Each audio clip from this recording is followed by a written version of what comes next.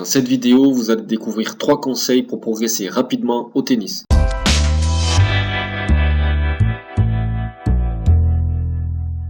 Bonjour, je m'appelle Aurélien Rieux, je suis moniteur diplômé d'état de tennis. J'ai créé le site et la chaîne YouTube Tennis Pourcentage pour aider les joueurs de tennis motivés comme toi à progresser rapidement. Tu l'auras remarqué, je me permets de te tutoyer, je trouve que c'est plus sympa pour t'accompagner dans ta pratique tennistique. D'ailleurs, pour être sûr de recevoir tous mes conseils, abonne-toi à la chaîne en cliquant sur le bouton en bas à droite de cette vidéo. Aujourd'hui, je vais répondre à 3 questions. À quoi sert ton entraînement? Quelle doit être ta propre logique de progression? Et quelle méthode d'entraînement dois-tu suivre pour être sûr de progresser? Comment progresser au tennis en suivant une méthode logique? C'est important que je puisse arriver à te sensibiliser au fait que chaque heure que tu passes à t'entraîner, c'est intéressant de pouvoir bien évidemment s'amuser puisque le tennis est avant tout un jeu, mais aussi de suivre une méthode logique de progression. Donc sans plus tarder, on va commencer ensemble avec la première question intermédiaire. C'est finalement essayer de prendre du recul par rapport à ton propre entraînement et à se demander à quoi sert finalement ton entraînement au tennis. Aujourd'hui, je voudrais tirer la sonnette d'alarme et je voudrais t'expliquer que ça ne sert à rien de t'entraîner. Alors avant de t'expliquer pourquoi ça ne sert à rien de s'entraîner au tennis, je voudrais t'expliquer et te détailler une anecdote. Lorsque j'étais à la faculté, j'ai fait mes études supérieures à Montpellier, je faisais des tournois et un jour je suis tombé sur un joueur qui était dans la catégorie des plus de 45 ans. Moi à l'époque je devais être 15-2 et lui 15. C'était un ancien 0 et je joue dans le tournoi et je perds contre lui. Et il me dit tout simplement que lui, en ce moment, il est dans sa phase d'entraînement pour pouvoir faire le championnat de France catégorie plus de 45 ans. J'avais fait un bon match. Le match d'après, moi j'avais perdu, mais je voulais voir ce qu'il faisait à niveau supérieur. Il avait joué à 4-6. Et j'ai observé le match. Il a perdu le match, il est sorti. À la fin, on discute un peu et il m'explique. Il me dit, voilà, moi je suis tout à fait satisfait de mon match. Alors j'étais très étonné et je lui ai demandé tout simplement pourquoi. Alors pourquoi il était satisfait de avoir perdu ce match? Lui, comme je te le resitue, il avait un objectif. Son objectif c'était de pouvoir participer au championnat de France des catégories plus de 45 ans. Et sur ce match-là, il avait décidé de s'entraîner au retour de revers recouvert. Qu'est-ce qui s'était passé? C'est que contre moi, je te l'ai déjà expliqué, mais peut-être tu t'en souviens pas, ou si c'est la première fois que tu me découvres à travers la vidéo, moi je pratiquais le service volé. Et lorsqu'il avait retourné contre moi, il faisait majoritairement des revers chopés. Alors ça lui avait pas empêché de me battre, mais il n'était pas satisfait de ce retour. Et qu'est-ce qu'il s'était dit? Il s'était dit, le match d'après, je veux absolument m'entraîner sur mon retour de revers recouvert. Qu'est-ce qu'il a fait? C'est que tout le long du match, il a perdu, je crois, ce jour-là, 7-5, 6-4, c'était à 4-6, mais il avait donc il avait un objectif en tête, c'était améliorer sa qualité de retour, revers, recouvert, revers, lifté. Quelle est la morale de cette histoire? Et pourquoi aujourd'hui, je te disais en préambule, arrête de t'entraîner, ça ne sert à rien. En fait, j'aurais dû préciser, arrête de t'entraîner sans avoir une logique précise dans ta tête. Qu'est-ce qui se passe? Moi, en tant que moniteur, et tout comme les autres professeurs de tennis, qu'est-ce qu'on observe? La plupart du temps, notre public d'enseignement arrive sur le terrain, on va dire voilà, qu'on laisse de 5 à 10 minutes d'échauffement, et on laisse en autonomie les joueurs. Qu'est-ce qu'ils font? Ils jouent sans logique particulière. Et le test d'ailleurs, je l'ai fait plusieurs fois. Au bout des 8-10 minutes d'échauffement, je les réunis, je leur dis voilà, alors aujourd'hui tu as commencé, qu'est-ce que tu as dans ta tête? Est-ce que tu as un schéma tactique à travailler? Est-ce que tu veux travailler un coup spécifique ou tout?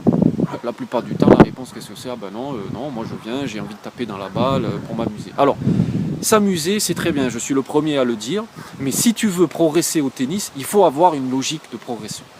La morale dans cette histoire, c'est que le joueur qui m'avait battu avait remarqué qu'il avait un retour de revers qui n'était pas assez performant et il avait décidé d'améliorer son retour de revers recouvert. Pour toi, il faut absolument que tu aies une logique de progression, mais cette logique de progression doit être axée sur des points particuliers, des points personnels qui te correspondent, avec des objectifs courts, moyen et long terme. premier conseil du jour que je souhaitais te donner aujourd'hui. Tu dois absolument suivre une logique de progression. Si tu souhaites rentabiliser toutes les heures que tu passes sur le terrain, il faut que tu puisses avoir tes propres logiques de progression, tes propres, j'allais dire, objectifs d'amélioration technique ou de travail tactique, ou pourquoi pas aussi de challenge mental sur le terrain. Alors, forcément, ça va me permettre de faire la transition sur la deuxième question du jour. On va se demander maintenant, mais quelle doit être ta propre logique de progression? C'est important que tu comprennes que c'est une logique qui doit être propre à toi, propre à ton profil de joueur, et il faut que ça puisse être bénéfique personnellement pour ta progression tennistique. Aujourd'hui, je vais te présenter le test de maths qu'il faut faire absolument pour progresser au tennis. En effet, si tu me suis sur le blog, tu sais que je suis à la fois moniteur de tennis et professeur en lycée professionnel de mathématiques, sciences, physiques. J'ai une approche scientifique du tennis et j'aide les joueurs à s'améliorer grâce à des méthodes logiques de progression. Aujourd'hui, le test que je te propose de faire est un test mathématique tout simple qui consiste à observer et analyser une donnée bien précise et ça va te révéler exactement ce qu'il faut faire pour progresser. Alors avant de te détailler exactement à quoi consiste ce test mathématique pour progresser au tennis, je voudrais qu'on fasse un effort tous les deux de mémorisation et que tu te remémores le dernier match que tu as fait, que ce soit un match officiel en compétition ou un match à l'entraînement. Et à la fin, tu t'imagines que tu te poses deux questions. Déjà, lorsque tu as observé l'ensemble des points joués, combien de points ont été finis par une faute, que ce soit de ta part ou que ce soit de la part de ton adversaire. Et ensuite, deuxième chose, par rapport à ces fautes, quelle a été la cause principale numéro 1 de ces fautes? Si tu es capable de répondre à ces deux questions, alors le test que je vais te présenter aujourd'hui ne t'intéresse pas. Sinon, écoute bien ce qui suit. En quoi consiste le test? Il suffit simplement que tu observes un match dans n'importe quelle condition, que ce soit un match d'équipe dans ton club, que ce soit un match en compétition et surtout n'importe quel niveau ça fonctionne.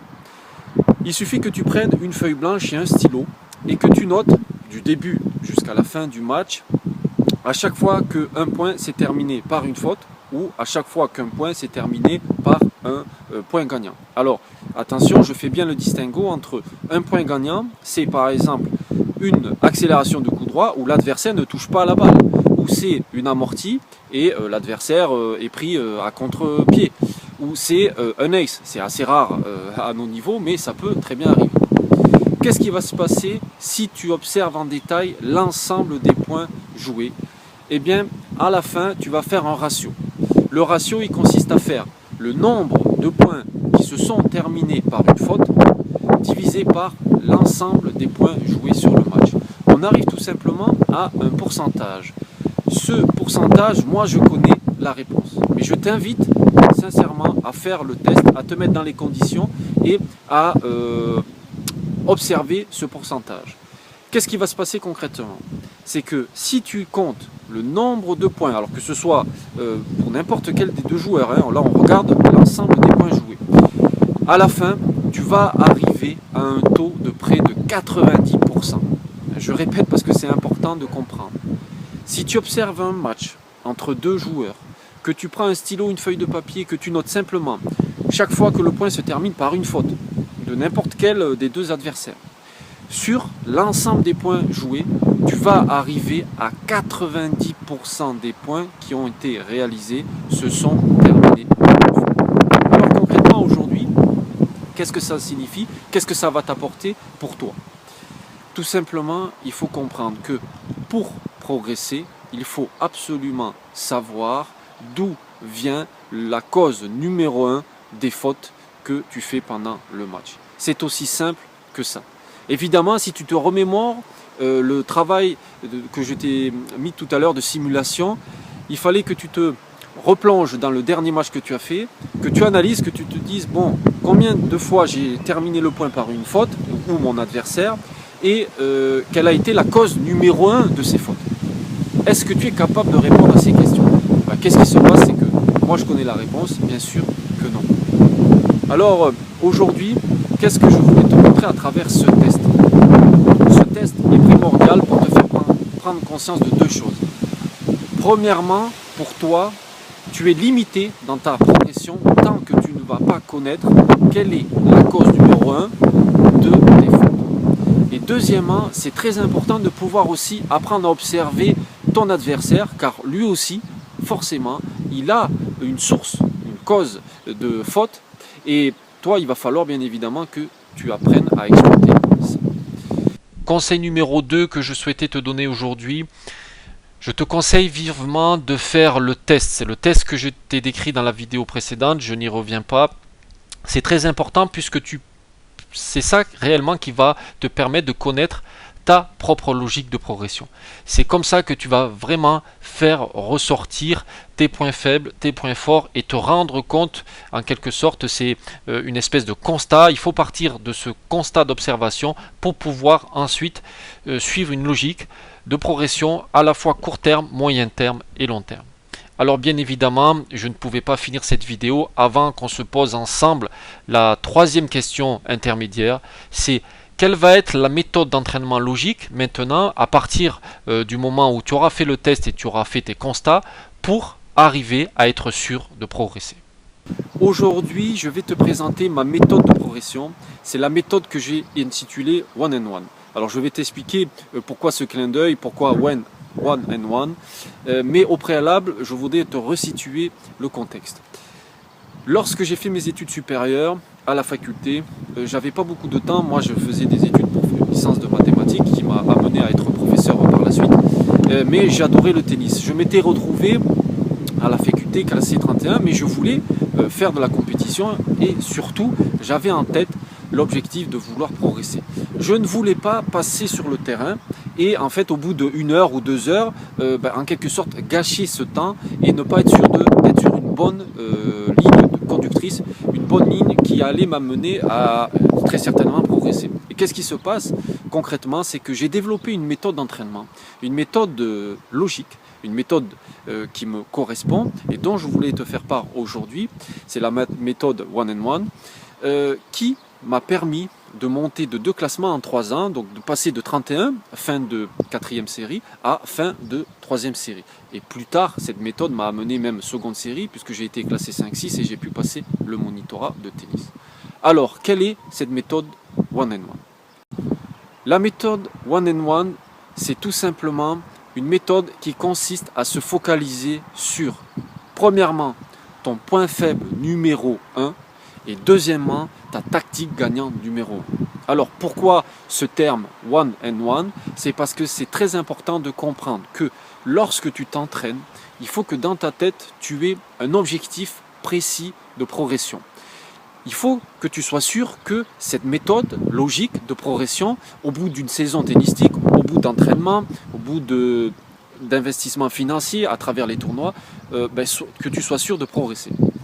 Cette méthode, en quoi consiste-t-elle?